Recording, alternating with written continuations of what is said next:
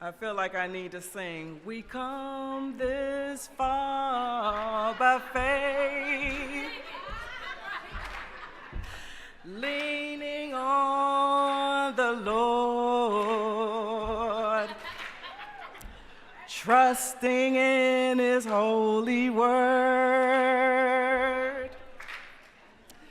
He's never failed us yet. All right, thank you, thank you. Thank you guys so much. This has been wonderful. We've gotten a lot of good feedback. And I would say we look forward to the next time, but I'll let Venetia say that. Just quickly, we are closing. Venetia, you don't know about this, but Angela shared a very touching poem in her session, and I wanted her to come up and share that poem because we didn't have that student voice, and although the student isn't here, when you hear this poem, you will still feel that this student is in the room. Whoa, good afternoon. You guys were such a divine pleasure to have in my presence for the last 2 days. Please give yourselves a round of applause.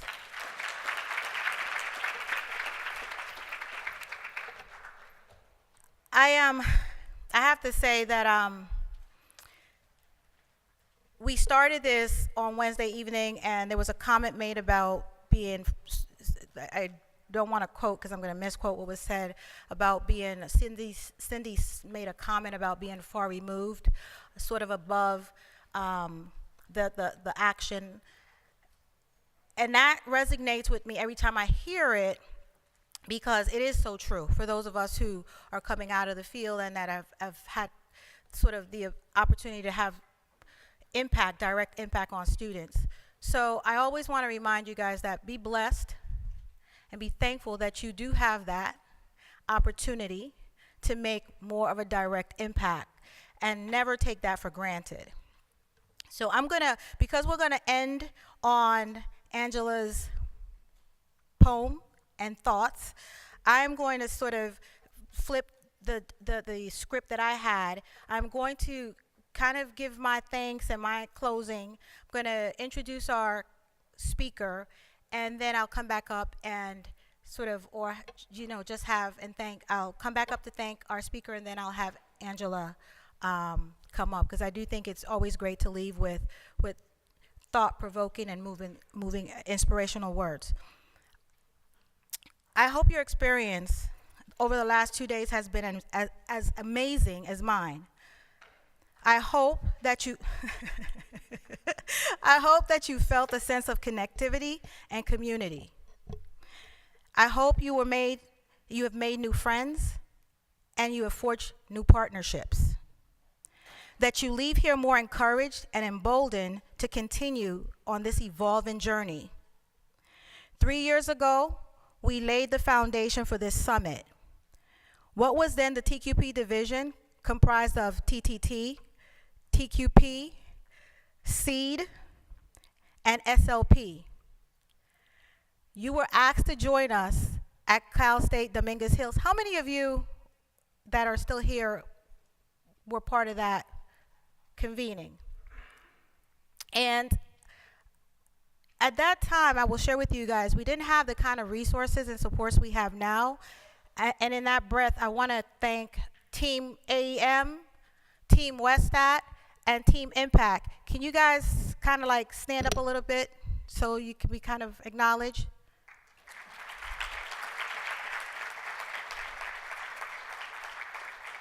Thank you so much for the support that you provide the office. So I ask you to place your trust in the partnership that you have with us, that maybe not in the moment, not in the day, or maybe not even in the next day, will some of the feedback, comments, and strategies you share with us become a reality, but trust us that we will continue to persevere to work to get those ideas and that feedback to be things that become actionable and become realities for improving the way we do this work. I want to thank as well, and I'm going to ask you guys to stand up. I want to thank my entire team for the work that was done over the last, what seems like forever, on this summit. What you saw today was a manifestation of how well they know you and your work. They had to really process through the work that you were doing as individual grantees to actually make decisions about the type of sessions that would actually benefit you, and not only benefit you as an individual, but benefit you as a collective. And I think they did a hell of a job. So please stand up, TQP.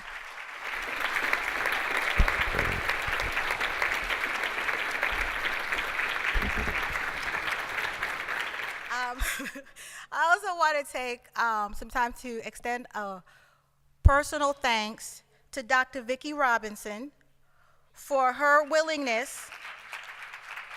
Can you stand up? Can you stand up? Dr. Robinson? Vicki was very willing to take the lead on coordinating, and believe me, it was a coordination.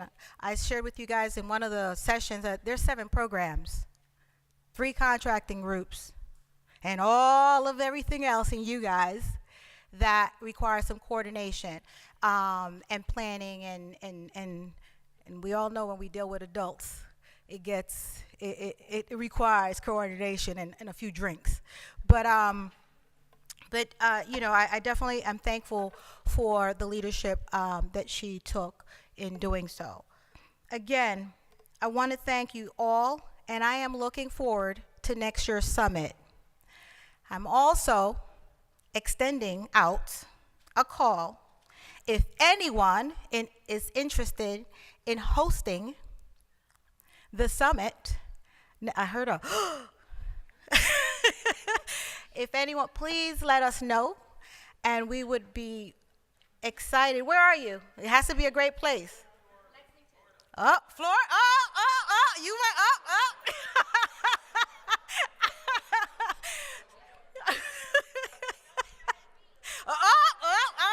I think they got it. Oh! All right.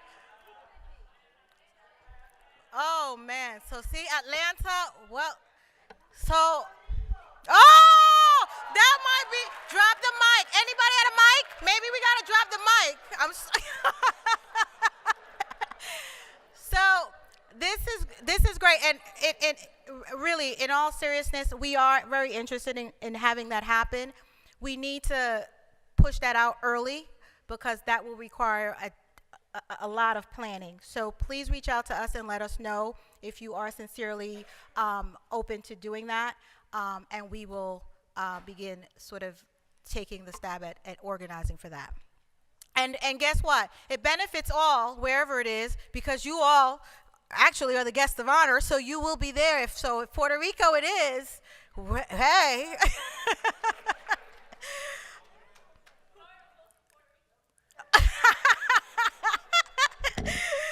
Again, thank you all for the last few days. Continue to do great work. And most importantly, solidify those networks and connections that you made over the last 2 days. Hint, hint, that probably will be the future of the way we think about funding. So please think about partnerships, think about working collaboratively, and think about bringing the best of who you are to a collective conversation. Safe travels. I will transition over to our guest speaker, and he will talk to you a little bit himself about why he isn't who you expected. So Patrick Kelly is an AP U.S. government teacher at Blythewood High School in Richland School District 2 outside of Columbia, South Carolina. Patrick has taught for the past 11 years, and for the past 9, he has worked in a hybrid teaching position. where in addition to teaching classes, he serves as the lead teacher for a smaller learning community of approximately 30 teachers and 450 students. In 2014, Patrick was selected as his school and district's Teacher of the Year. He was one of 5 finalists for South Carolina Teacher of the Year. This year, Patrick has stepped away from his school to serve as the lead teaching ambassador fellow at the U.S. Department of Education. In his role, Patrick is working full-time at the Department Office of Planning and Evaluation and Policy Development. And he has had the chance to work on a wide range of topics, including efforts to develop stronger systems of supports for teachers and school leaders. Through policy and the department's Teacher Lead initiative, last year, Patrick has also worked for the department in a part-time capacity as a classroom teaching ambassador fellow. Patrick is married to his wife, Heather, who is the undisputed best teacher in the family, as she serves as an adjunct professor at the University of South Carolina. This year, she has taken on one of the roles of homeschooling their daughter, Anna, age 9, and Paige, age 6, during the family's year of adventure in Washington, D.C. Thank you. Patrick, please come up. All right. Thank you. And I just want to say 2 things right off the bat. Well, first, thank you for the very kind introduction. I'd also like to note that I am glad I don't have to follow Vicki with singing, and I'm thrilled that the student poem is after me, because I think honestly, in any gathering like this, I think students should be at the very beginning and the very end of what we do, so I think that's a fantastic touch. To start my remarks, I have to note that being with you today reminds me a lot of one of the more memorable days of my teaching career. As was noted, I teach AP US Government, and I have a bit of a reputation with my students of being a jealous guardian of every single instructional minute that I have. My students know that from the minute they enter class until the minute they leave, we're not wasting any time. But as everyone in this room knows, sometimes a teacher can't control what happens during instructional time. And one day, the best laid plans I had were torpedoed by the dreaded fire drill. When the alarm went off, we all filed outside to our location. My students dutifully got into their appropriate line and spot, and I left them for a moment to go check on some groups of students that had substitute teachers that day. Unbeknownst to me, while I was gone, the resident class clown, Kevin, decided that he was going to inform his friends that in my frustration over the drill, he had overheard me saying that we were, quote, going to have a free day since it had already been wrecked by the fire drill.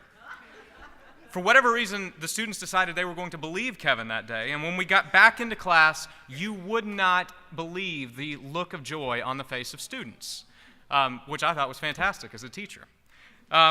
I was assuming that, like me, they were excited that we still had enough time left in class to get back into the groups that they had been working in. And it became apparent very quickly when I asked them to get into those groups that we had different motivations for being happy. When the long faces hit and I asked them why they looked so disappointed, one of my more honest students asked what had happened to the free day. I didn't find a lot of humor in the situation at that moment, but today I can look back on it fondly. In much the same way that no free day was a hard day message for me to deliver in that early year of teaching, I have to state with you, or share with you the obvious. I'm not Secretary DeVos. Same reaction. Unfortunately, due to scheduling conflicts, the Secretary wasn't able to share her remarks with you today. I'm still in the process of getting to know the Secretary. She's only been at the department for a few months now. But based on what I have learned to date, I know that she does deeply regret not being able to share her remarks with you today, because what I have seen is that she loves interacting with educators.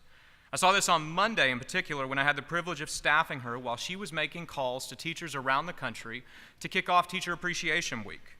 And it was obvious how deeply she was invested in the story of every teacher she spoke with.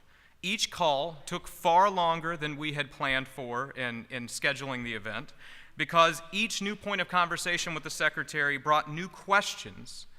And as the teacher answered the question, she would continue to dive deeper into their personal story and share points of her own, including, I don't know if I'm allowed to share this, but I found it fascinating. She was an avid percussionist in high school, and her conversation with a high school band director was fascinating. For that reason, I know she would have loved the opportunity to be in a room full of so many accomplished educators today. I've also learned in the last few months that the Secretary has two core convictions about education that I also share. The first is the belief that all decisions that we make in education have to be made with students in mind. In a speech earlier this year, the Secretary stated that we should, quote, measure everything we do by one question. How does this impact the individual student? Throughout my career as a teacher, I've asked that same question repeatedly in analyzing my own practices and when looking at educational policies. The second core conviction I share with the Secretary is her belief in the power and importance of the teaching profession. 2 weeks ago, she spoke at the State Teacher of the Year Gala, and she said that, and I quote, "We must do more to affirm the important role of teachers in our society. Teachers shape our nation's future directly."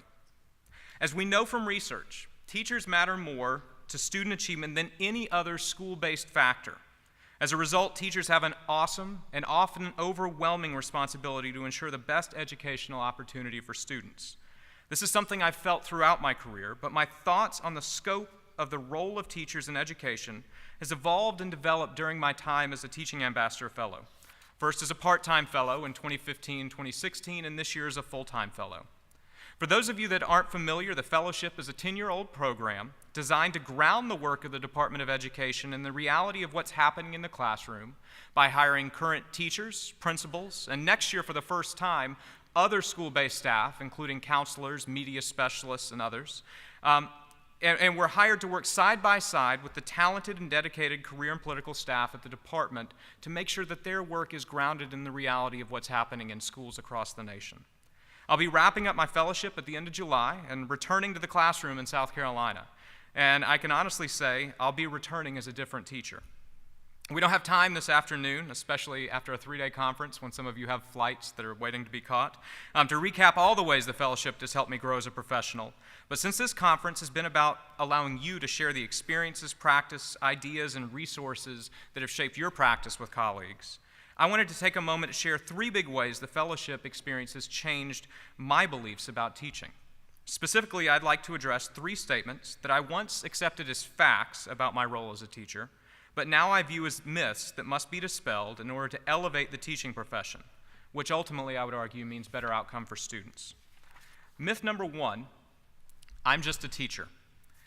First, even though I'm in a hybrid role at my school, I've considered myself to be, quote, just a teacher throughout my career, and in a lot of ways, it's something I've worn as a badge of honor. In spite of the repeated attempts of my principal to get me to enter administration, I've never wanted to leave the classroom. I've been happy to be, quote, just a teacher. However, through my experience as a fellow, I no longer consider myself to be just a teacher. Now, let me be clear. I still consider myself to be a teacher, and I can't wait to be back in an instructional role in the fall, but I'll never again consider myself to be just a teacher. The reason why is because I think the mindset of just a teacher is dangerous. Dangerous for the future of the profession, and in turn, dangerous for the achievement of our students. I've learned through the fellowship that there is no such thing as just a teacher. And this is something I've known to some degree throughout my own career from my own experience. Teaching is about so much more than instruction.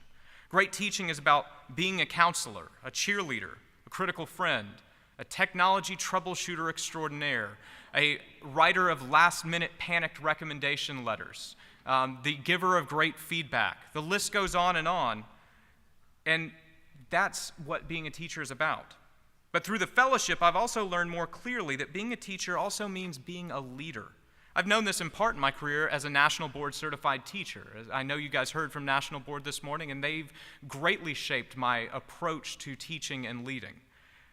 But this year as a fellow on school visits, and especially through my work with Teach to Lead, I've seen someone that appears on the surface to be just a teacher taking the lead to address an area of critical need, whether it's finding a way to get more substitute teachers at a school in California, retain more teachers in a rural school in Wisconsin, recruit more African American males to the teaching workforce in Philadelphia, or finding ways to better engage Hispanic families and students in South Carolina. In each instance, teacher leadership proved critical to solving the most pressing problems in a locale, which makes the mindset of just a teacher a danger that can rob us of the innovative leadership potential that exists in all of our classrooms. The just a teacher mindset is also dangerous because I would argue it plays a big role in why teacher recruitment and retention is becoming so challenging in our nation. For example, a 2014 Gallup poll found that among 14 major professions, teachers ranked 6th out of 14 in agreement to the statement that, quote, supervisors treat me more like a partner than a boss. And teachers ranked dead last, 14th out of 14 on the statement, my supervisor creates an environment that is open and trusting. In 2015, InStory released research showing that 70% of teachers feel left out of the district decision-making process, and 80% feel they are rarely consulted by school leadership about what happens in their school. These types of workplace conditions are not conducive to attracting more people to the profession, and adherence to the mentality of just a teacher contributes heavily to creating those conditions.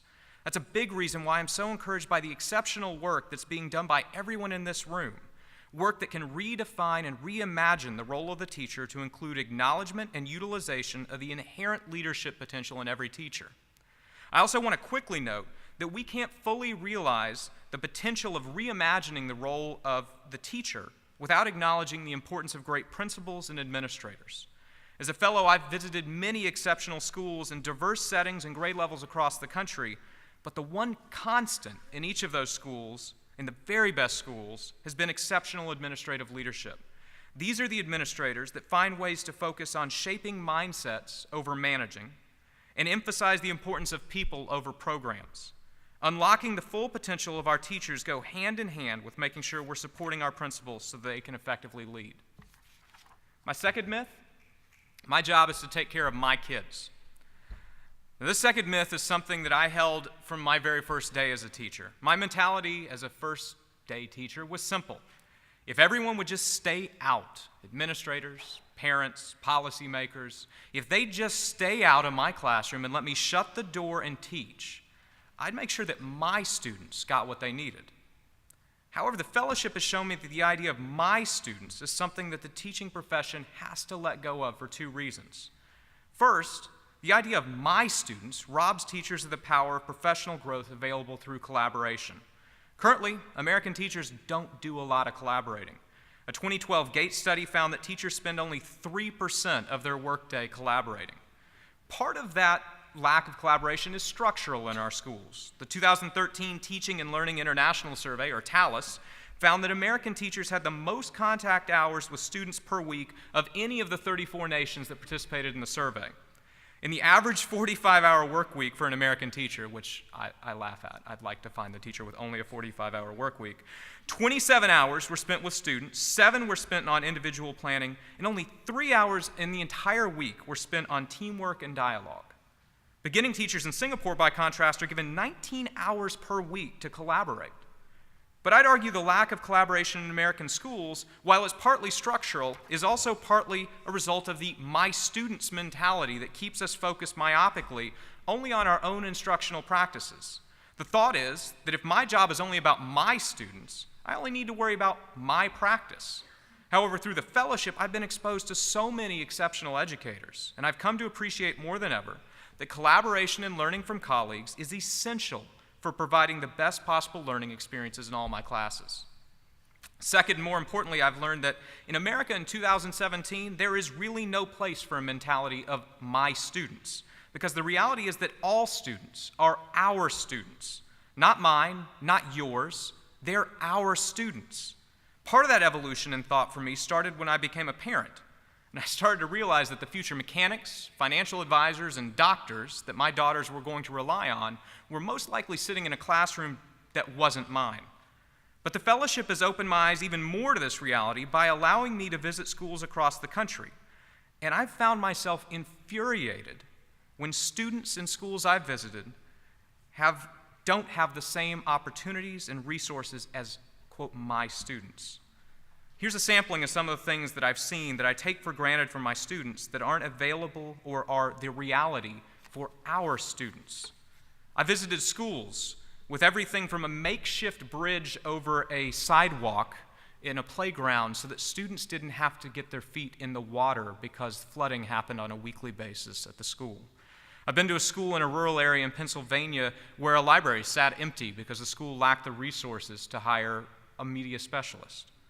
According to a March 2014 CRDC report, at schools with the highest African American and Latino enrollment, only 40% offered physics, and only 29% offered calculus. I'm an AP teacher. That infuriates me. Every student should have access to an advanced curriculum. In those same schools, only 25% of those schools did not offer Algebra 2, which, as we all know, is typically the basic level math requirement for four-year college admission. A quarter of those students don't even have access to it in their high school career. 1.3 million students across our country are homeless. That's the same as the population of New Hampshire. 1.6 million students attend a school with a law enforcement officer but no guidance counselor. Most of these numbers don't directly affect my students because of the district that I work in, but they're affecting students, which means it's affecting all of us. And as teachers, we have a professional obligation to advocate for all students. And as educators in this space, no matter what role you play, you have that same obligation. And I've learned that the quicker we start talking about my students or those students and start talking about our students, the quicker we'll be able to affect the types of changes we need to see in schools to erase the realities that I just shared with you. Final myth: I'm doing the best I can. This final myth has been shattered by my fellowship experience because I've seen it doesn't work. The funny thing is that I learned that this wouldn't work a long time ago as a mentality in my marriage. If something wasn't getting done, telling my wife, I'm doing my best, simply wasn't going to cut it. However, it's taken the fellowship experience to change my mindset in this area as it relates to teaching. I can't count the number of times that I've found myself in my career thinking during tough times that this isn't good, but I'm doing the best that I can. Often this mentality has been because of things that I simply couldn't control, whether it be school, district, state, or federal policy. However, over the past year, I've slowly come to realize that if I'm truly doing the best I can, I can't settle for anything other than what I know is best for students. This isn't to say that great teachers and principals and educators across the country aren't giving enough.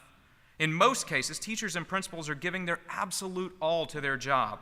And in countless schools across the country, students are thriving and receiving the quality of education that they deserve. So when I say we have to stop speaking of, quote, doing our best, I'm not saying that teachers and principals need to do more. Instead, I'm saying we need to do something different. For example, I have a colleague back in South Carolina that I was actually texting before I came in here because I'm putting the hard sell on them. Because they're likely to leave their school at the end of the year because of problems with their school's climate. I encouraged my colleague to share this with their principal. And when she shared it with her principal, the principal's response was, I hear you, but I'm doing the best that I can. And in this instance, I have no doubt that this principal is doing the very best that they can. But falling into the best that I can mentality in this instance is an acceptance of a status quo that both the teacher and the principal know is bad for that school. So if a school is losing great teachers, leadership can't say they're doing their best. They have to find new ways to address the reasons why teachers are leaving. If students are struggling in a class, teachers can't keep using their best lessons repeatedly. We have to find new ways to engage our students.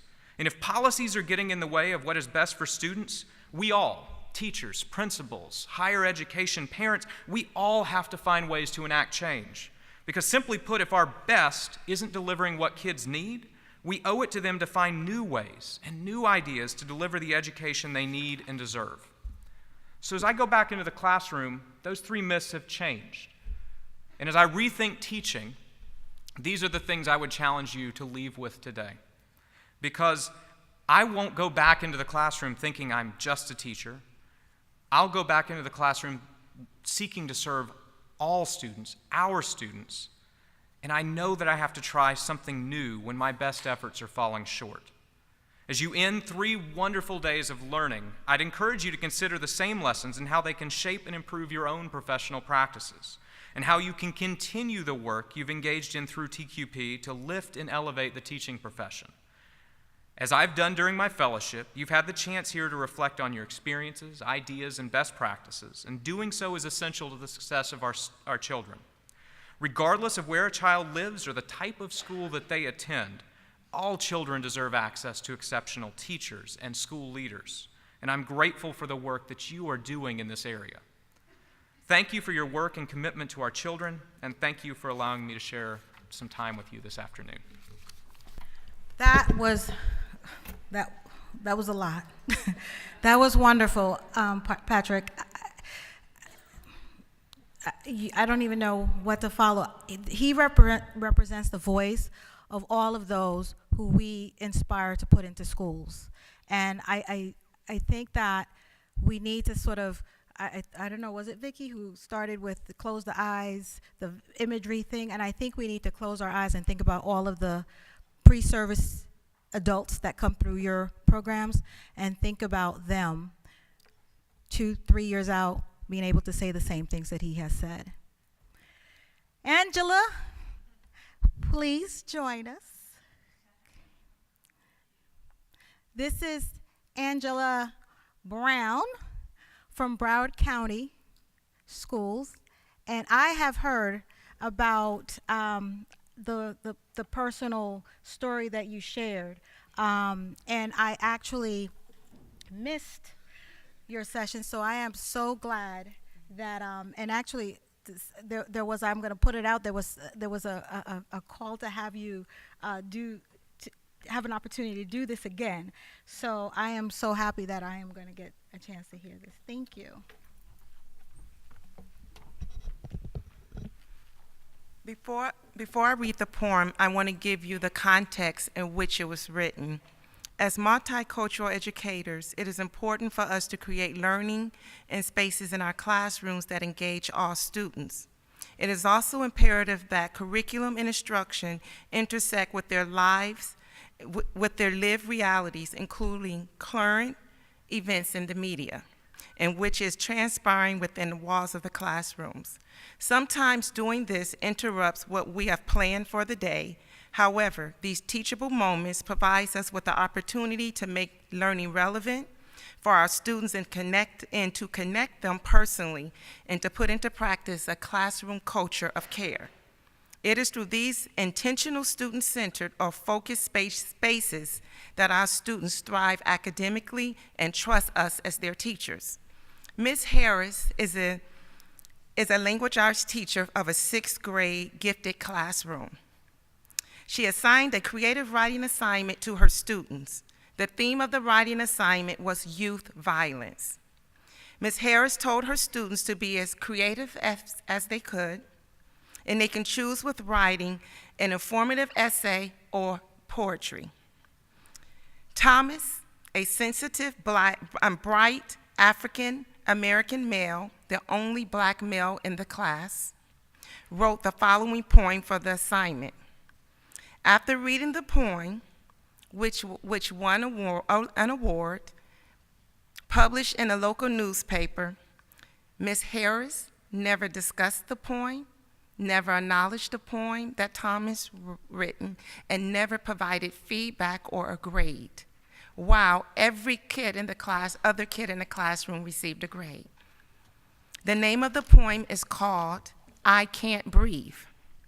I am a young black male in a society that seems not to value people who look like me. I am angry when I see violence against brown-skinned boys by police brutality. I am confused, sad, bewildered, and puzzled. Aren't officers in blue supposed to serve and protect? While protecting me from violence seems more like neglect. I can't breathe. On the computers, there are stories about Trayvon Martin, who held nothing but Skittles and iced tea. How does Zimmerman get away with making Trayvon the perpetrator on TV? Michael Brown had both of his hands in the air surrendering, some witnesses say. But would that be the last moment of his life as his body lay in the streets for more than 4 hours that day? Obeying universal rules and buying a snack doesn't make sense to shoot someone in the back. This is making me sad, angry, and confused. Of this reality, twisted, unexplained news, I can't breathe. Tamar Rice was only 12 years old, like me. How could he be gone so early and so violently? He never got a chance to say, I'm just a kid playing in a park. Please don't hurt me. Eric Gardner's last words ring in my ears as I try to make sense of the violence against black youth like me. Can't you see I can't breathe? Give me space. Hear my words. Get to know who I am. Choking someone to death is extreme. Even more so, killing. That's pain, it seems. This makes me devastated, enraged, and perplexed. It makes me think that I could be next. I can't breathe. They think little boys like me with dark colored skin in a hoodie and with some friends is a sin. Some police officers are not that understanding. They negative stereotype is not upstanding. Bang, bang, bang, the shots will ring out one by one, not realizing what they have done. They think another dumb boy was killed. He's probably smoking, had a gun, another job fulfilled. I can't breathe. Do you even know who I am? Well, let me tell you. I am a gifted A student. No, I must say, I am a gifted straight A student. I am a talented actor, a brilliant pianist. I'm a great athlete with goals and dreams of one day being a neuroscientist. The actions of a few create unrest, mistrust, division, and affects us all. Give young black boys an opportunity to succeed and fail, but pick us up when we fall. Don't make judgment, don't assume, don't stereotype, because it often ends up badly for young black boys. Nonviolent protests, education, and no, our words are not just loud words, it's our voice. I can't breathe. And that is a poem written by Thomas Baxley III, a 12-year-old boy in Broward County Public School System. Thank you.